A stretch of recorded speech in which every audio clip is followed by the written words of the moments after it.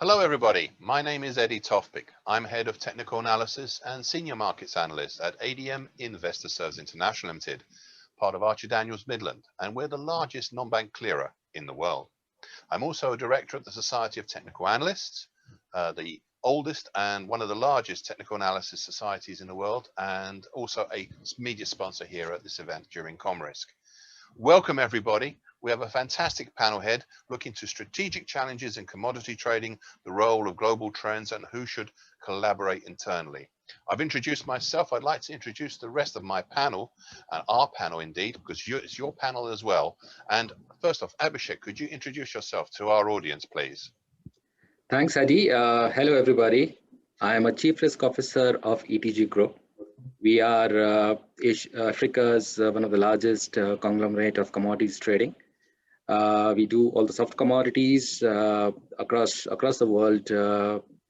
In addition to that, I'm a chief executive officer of Purple Wallet. That is the ecosystem, insurance ecosystem that we have been building, comprising of crop insurance and the all asset.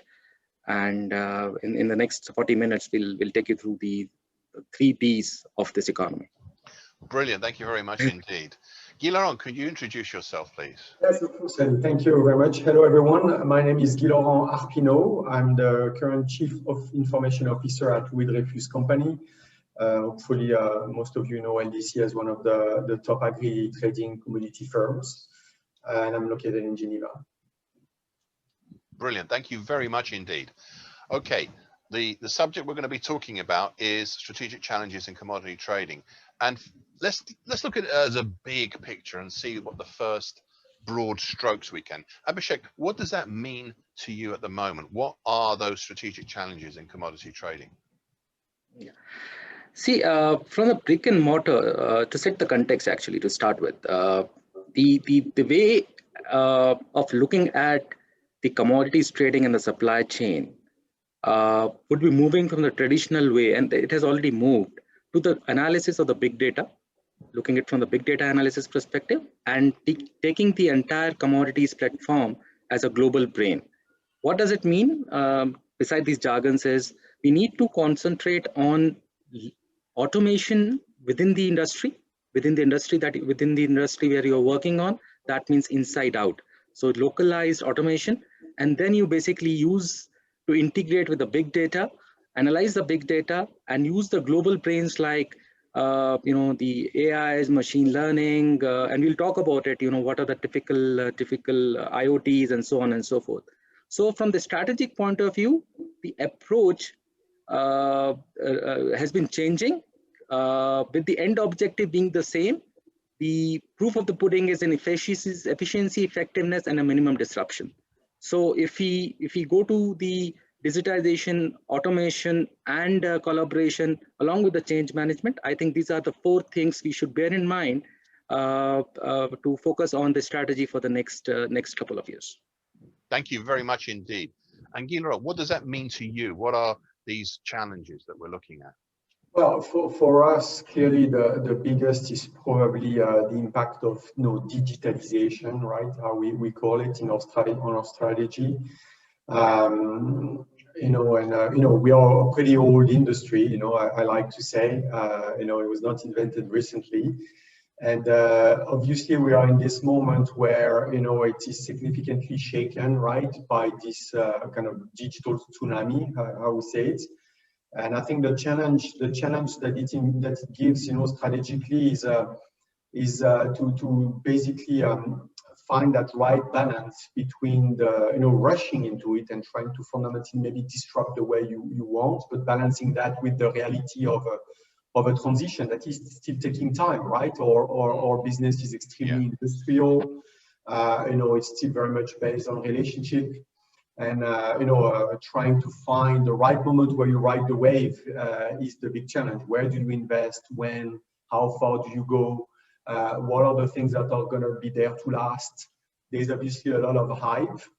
At the same time, which is quite natural, we see other industries being disrupted extremely fast, and trying to seize the moment where you need to act and where is, I think, the difficulty, what it means to us. If you add on top, obviously, the dimension of the pandemic, which accelerated certain elements. It makes it even more challenging. So that's I think the biggest. Obviously, the other one that we see growing is the whole move towards decarbonization. This one faces the same characteristics. Some of them are quite known and you can already touch them. Some others are a bit more further out. Thank you very much indeed. Now, one of the things that we've had, first off, let me ask our audience, dear audience, please put your questions to us. You have a panel here who are happy to answer your questions. Please put your questions in the Q&A box and I'll ask them on your behalf to our panel. Now, we've looked at it as a broad brush sort of situation. How are these global trends influencing your individual strategic decisions? I mean, are there any specific global trends you want to mention or look at? And Abhishek, I'd like to start with you, if I may.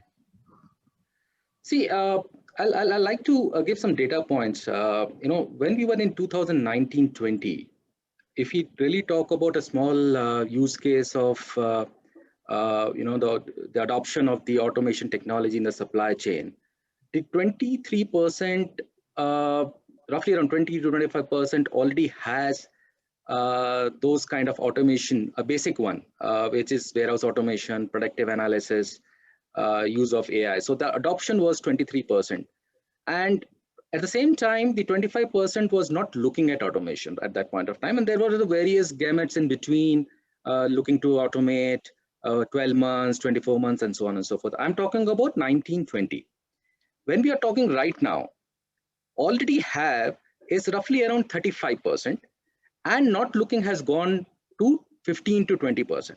So what does that mean is the entire industry partners have changed their strategy and the business paradigm from not focusing on a digitalization and automation to start implementing it.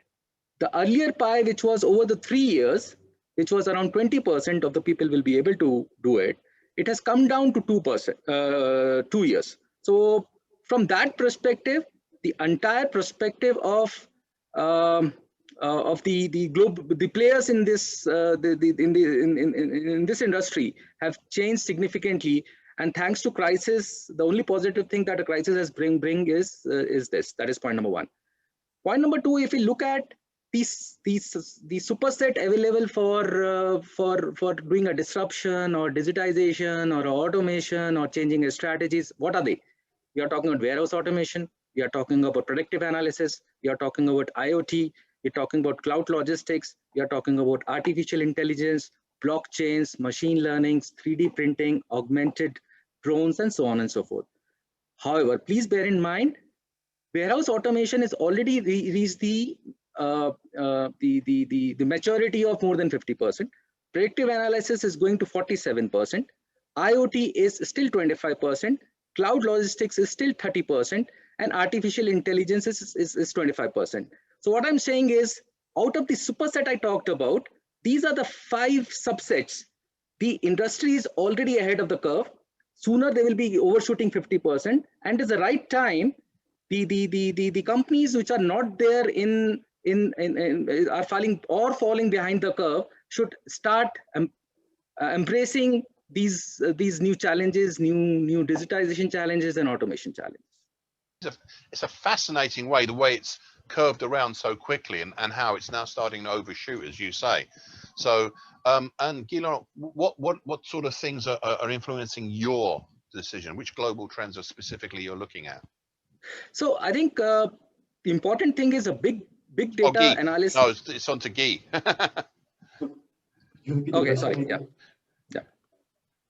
Could you repeat the question, AD, please? Yeah. What specific global trends are now you looking at that are influencing your strategy at LDC? So in fact, in the domain of digitization and digitalization, I think the trends are very similar to what Abhishek shared, right? Probably the most prominent one is around data and analytics. Again, we are an industry that may not have leveraged, its data in a systematic manner for a long time, and then we discovered that we have a lot internally, a lot that that can, bring a lot of value, either in trading decisions or in the way we manage the risks, or in the way we, steer our business. So clearly, the whole domain of data management, data meshing, artificial intelligence, as you call it, computer vision, all the things that navigate around analytics are extremely prominent in our strategy. I would say another one, maybe that is I would say a foundational one that supports all of this is still this trend of cloudification, right? I think it has an impact in the accessibility, flexibility you can bring, agility you bring to our business partners. So, I've seen in the last 5 years also that, taking off, a big time, for us at LDC, to the point that our first question is, why wouldn't that be on the cloud, right? I think it's really trying to drive that cloud, multi-cloud, hybrid, cloud-first strategy down to the heart of our plans. And I think another one that has emerged probably even stronger through the pandemic is obviously the theme of automation and RPA, by and large, right? How do you find those capabilities that will augment, the capabilities of our employees? It's interesting because it's those areas that really we need to go forward with, and we're maybe doing it not as fast as some people think, but we're now going to deal with the big 3 Ds, which is going to be digitalization and decentralization and decarbonisation. The big 3 Ds. That's going to be the main subject that we're looking at. And please, dear audience, put your questions into us. We'll definitely be dealing with those. Guy, can I ask you first off, because I know this is more sort of your area, which is digitalization. How does LDC approach digitalization? Thanks for asking. It's a vast question because it's one that sometimes you also re-challenge ourselves or discover ourselves that we need to adapt, right? I don't think I would have one and simple answer. I think there are a few things which are still very important. Is I think in our approach to digitalization, we really want to make it part of the business. It has to be fully embedded and even coming out of our business strategies, right? We've established them, we have refreshed them, very recently. They have been communicated very largely across the organization. And those pillars of our strategies are the anchor of our digitalization program.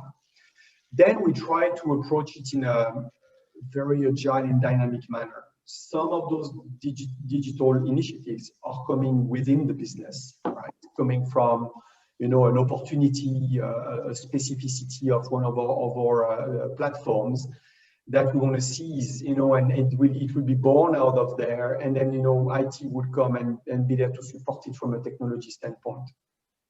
Other digital initiatives are coming cross platforms, are initiated by our strategic planning division, strategy and innovation divisions. And likewise, here we would assemble the key stakeholders across the enterprise, whether they are functional leaders or platform leaders, in order to drive those ones, in a big way, big manner.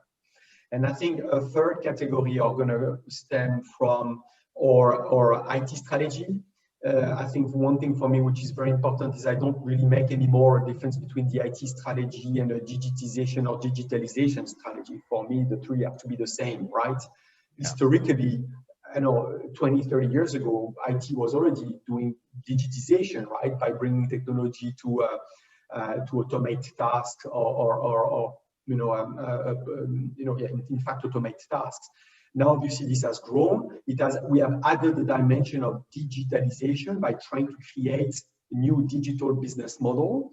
Our IT strategy with that regard is articulated across 5 big pillars.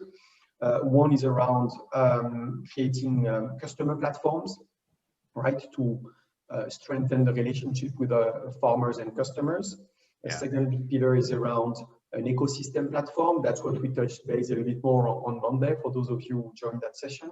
There is a pillar around the information systems platform, which is the more traditional IT landscape, I would say, looking at back office applications and all of that domain, which are there to serve the operations of our company. The fourth pillar is around an IoT platform. So how do we leverage the wealth of data that we've got across all of our assets in order, to become more efficient? And last but not least, above all of that is our data and analytics platform that is there to really leverage the wealth of information that all of those other four platforms are bringing in order to drive superior decision making. Right? So that's more of the, I would say, traditional and I would say third way we approach digitalization at LBC. But you're working from the top downwards, basically, in that way, yes? Well, I would say yes and no, because when I started with the first angle, which is the platform angle, many things can come bottom up, right? Right. I think, and some others, probably you're right that the corporate initiatives will be a bit more top down, by definition. And when on that third angle from the IT angle, I would say it's also a mix. Obviously, a lot is more coming top down, but you never want to shut down the right business opportunities. And we have internal processes like for instance on innovation or innovation process wants to give also a fair share of bottom-up innovation opportunities.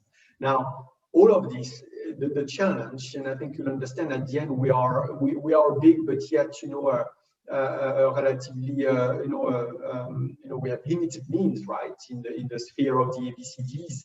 And I think the challenge for us is to be able to funnel our investments, our innovation investments through the ones that have the highest potential of success, right? Yeah. So within that, we need to make sure that we funnel our investments where we can be successful. I understand entirely. And for you, Abhishek, how does digitalization, how does that feed into your business model? At ETG, we have created something called as commodity sphere. So we have plotted something called as a commodity sphere. It's basically the linkage between the internal world, that is regionalization, with the or a decentralization, with the ecosystem which is outside. That's basically a universal ecosystem. So that mapping is done. Now what we have done is, let's start from the bottoms up.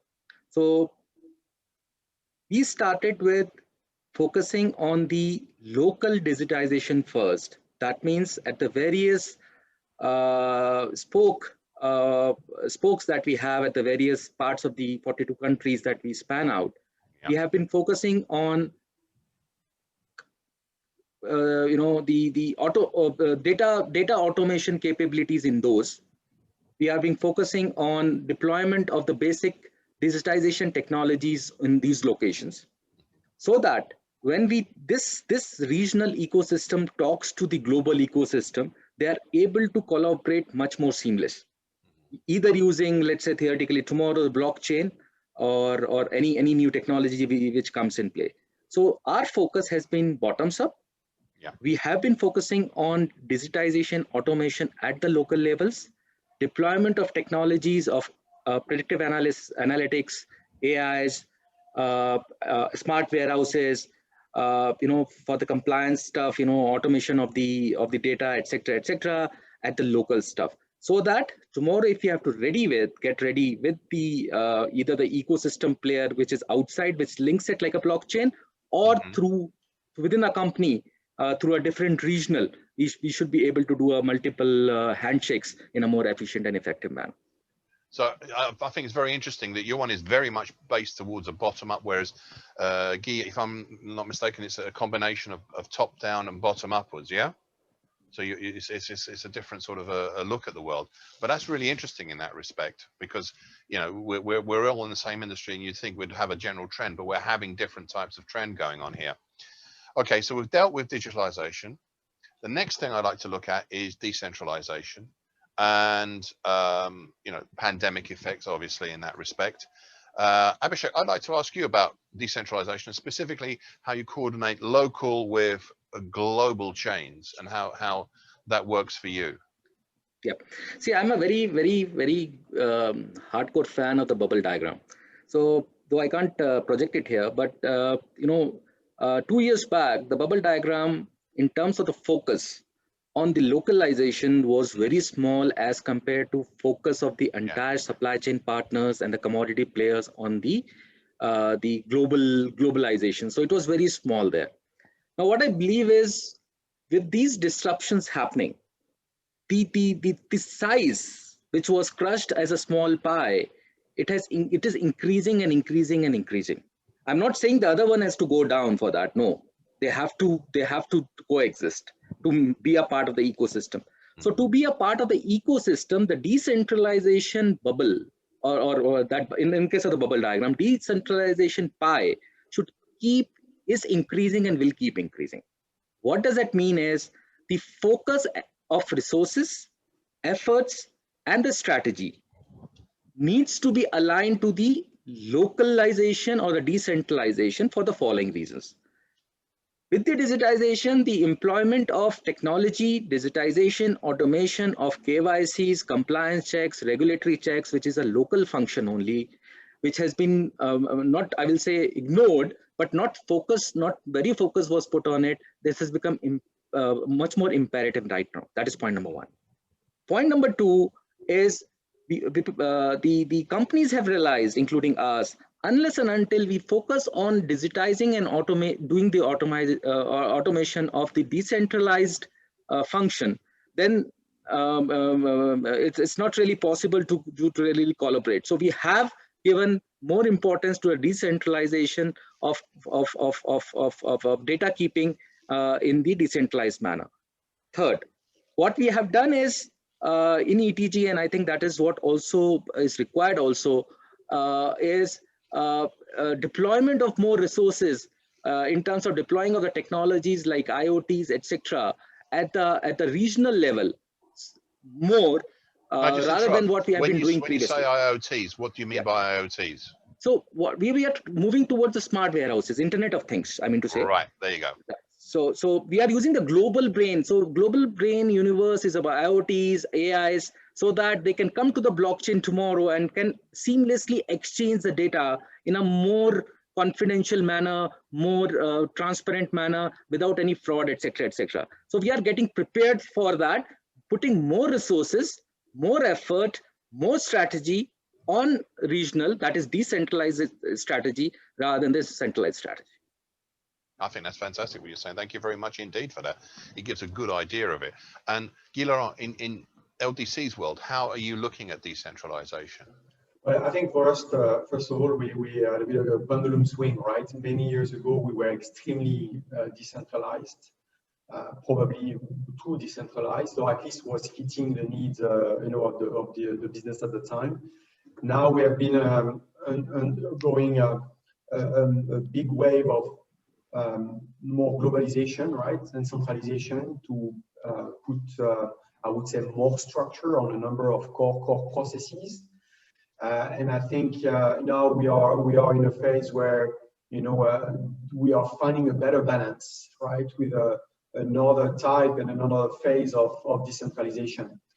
I always tell my business partner, and I think I link a bit decentralization with agility or lack of agility. People tend to connect the two. It's like cholesterol, right? You've got good cholesterol and bad cholesterol. Trying to decentralize accounting processes in a sense of making them, non-standard, I think for me is a waste of energy. It's a waste of value, right? It's adding costs that are unnecessary. Having agility on front office processes and commercial processes, for me, makes a lot of sense, right? And that's where you try to balance that in your IT strategy to make sure that, in the back office, you promote standardization. That's why we deploy SAP S4, right? We never done that. And for those of you who know NDC, it's a massive endeavor to try to standardize and leverage shared service centers, in the back office, in finance. Same for HR processes, same for treasury processes. But when it comes to front office, trading, domestic execution, international execution, there I want to get agility, right? And if you allow me to bridge on a question that is on the Q&A list, yeah, that's where I will put a lot of effort to remain agile in that massive company. And you would do that in a number of ways. First of all, we leverage architecture. So we try to make architecture choices that are promoting and enabling agility. We are leveraging methodologies, IT methodologies like DevSecOps, in order to facilitate this fast cycle, of innovation, of development, and so on and so forth. And that's where we decentralize, the decision-making process when it comes to functionalities that are required in a certain front office to the right product owner, people who have the right accountability, the right experience. And if I take an example in our Cotton platform, for instance, I am not a decision maker in terms of what enhancements we bring on the front office of that platform. We fully decentralize it to the platform, and we make sure that the IT tools are there to support that speed. I was going to actually, let you think about that question before actually answering it and give you a bit of a break, but you've answered it straight away, which I think is fantastic. Thank you very much indeed. Now, the last one I want to just really touch on before we go to the questions is on decarbonisation. Now, are there any large-scale projects that you're involved in that are engaging? Do you have any mid-term or long-term goals that you're looking at potentially on decarbonisation? And Abhishek, what are your thoughts on that? See, as far as our experience is concerned, of course, we have been working to reduce the carbon emission and work on the global trend of decarbonization. However, in terms of this, we are on the soft commodity side. So in terms of utilization of the carbon emission, I think we are still low. But I just want to put a thought here. With the Paris, the agreement all over the place. But the world has realized that the next way or next D of the emerging strategy in the supply chain is the same. I'll give you a small example. I was planning to buy a car, right? I mean, what has really happened is you'll see a lot of e-drives all over the place right now. I mean, not only in the developed market, but in the emerging market as well. So that basically shows the focus on decarbonization globally. But with respect to the ETG, I have little to say as far as decarbonization is concerned. I think that's fair enough.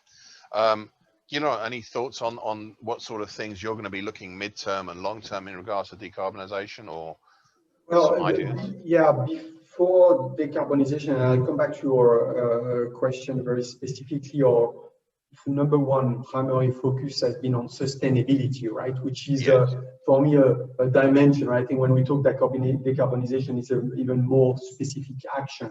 Sustainability at large is a super high, priority I find for LDC.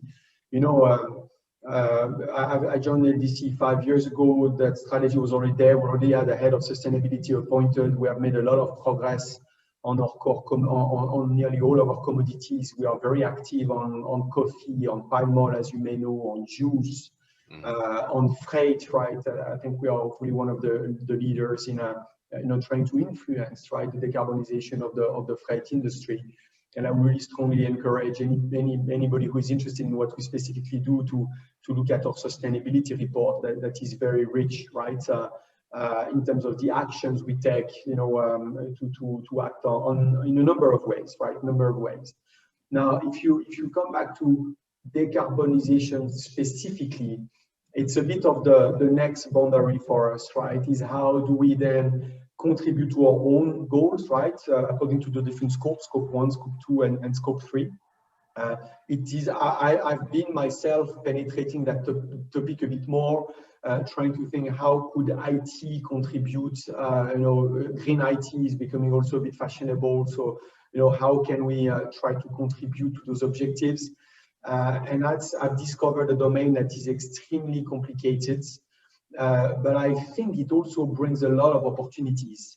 And that's still work that we are currently, thinking through and trying to elaborate to see how can we have, even more specific and sound plans to attack more specifically, decarbonization.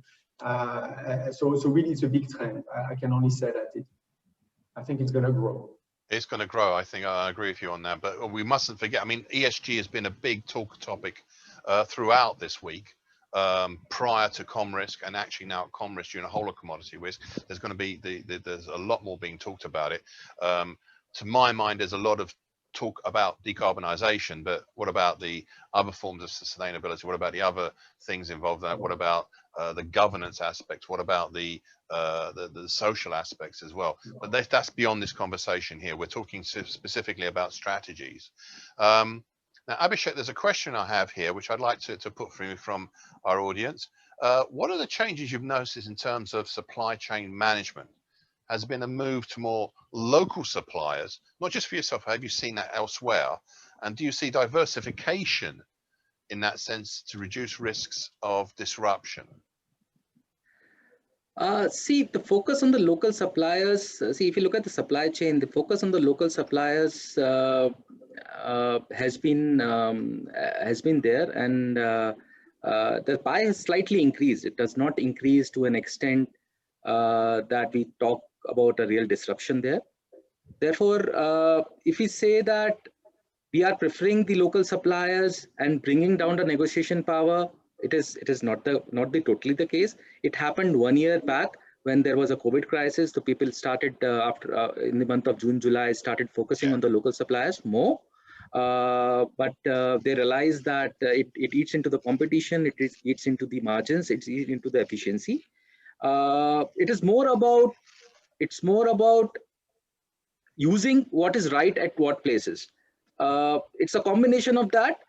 Earlier, we used to ignore the local suppliers and talk about the global suppliers more. But however, people have realized that the importance of the local suppliers, and hence that transition has happened. It was a upward moving curve towards the start of the crisis. It is still on the upside, but it has normalized a lot. So, and the focus will keep remaining a combination of that. Thank you very much for that. Now, there's another question here. Now, will not decentralization in commodity trading, and this is an obvious sort of thing, but will not decentralization in commodity trading reduce negotiating power?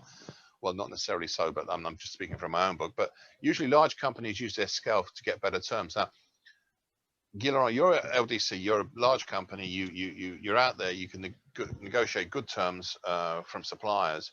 Do you think that decentralization will reduce your ability to do that, or do you think you'll add to the ability, or you think there'll be no change?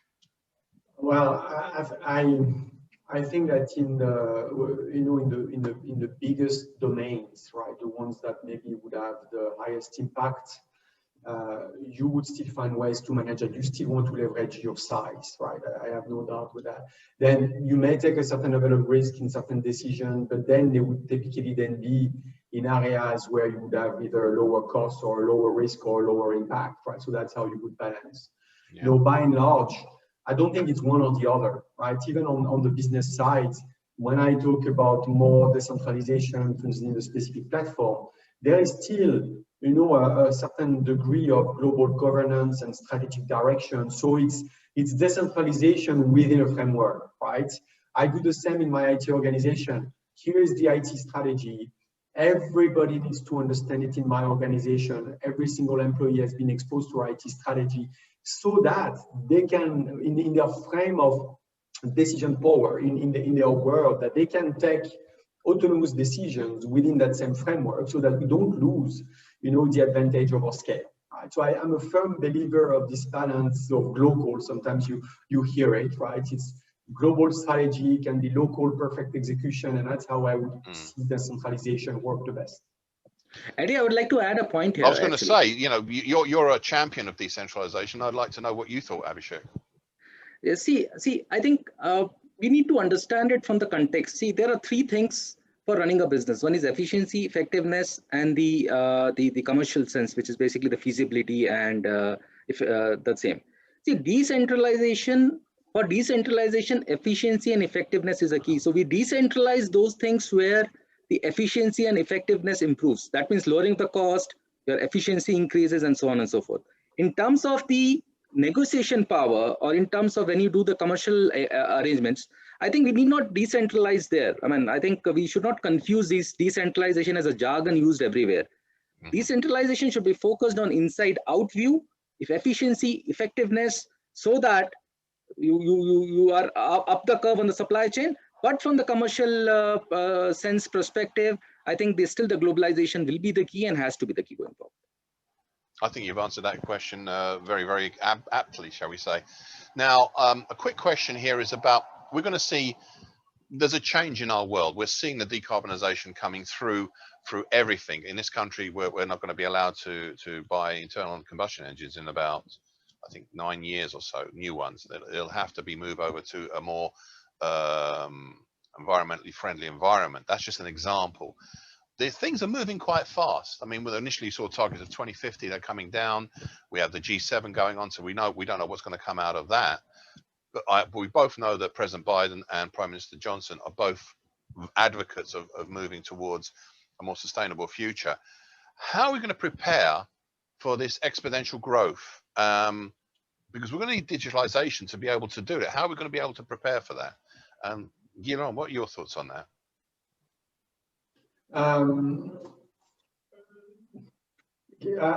Could you, I mean, I'm not so clear on where you want to go. Could you repeat a bit? Right. The decarbonisation in commodities, well, we'll keep it quickly because we're running out of time. I've only got 2 minutes left. But the decarbonisation in commodities is happening very, very quickly. And it's in an environment where a lot of things are happening very, very quickly. And digitalisation is going to be part of it. As your role within LDC, how are you coping with this massive change which is coming through? How are you preparing for it? I don't have any magic answer. Realistically, I will always try to bring it back to the business priorities at the time and try to find a way to adapt. Now, it's easier said than done, right? Because if you don't make compromises with something else and you work with constrained resources, at some point you hit a wall.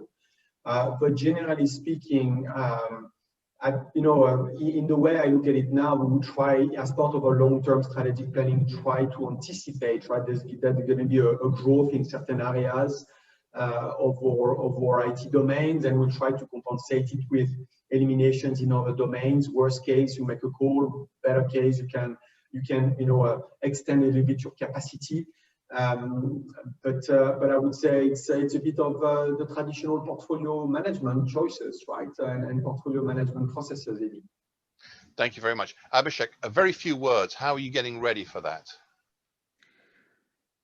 See, I think it is about shedding your inertia, putting the resources behind because it requires an investment. The investment is going to help you when the regulation changes in the developed market in 9-10 years and the emerging market in 15-20 years.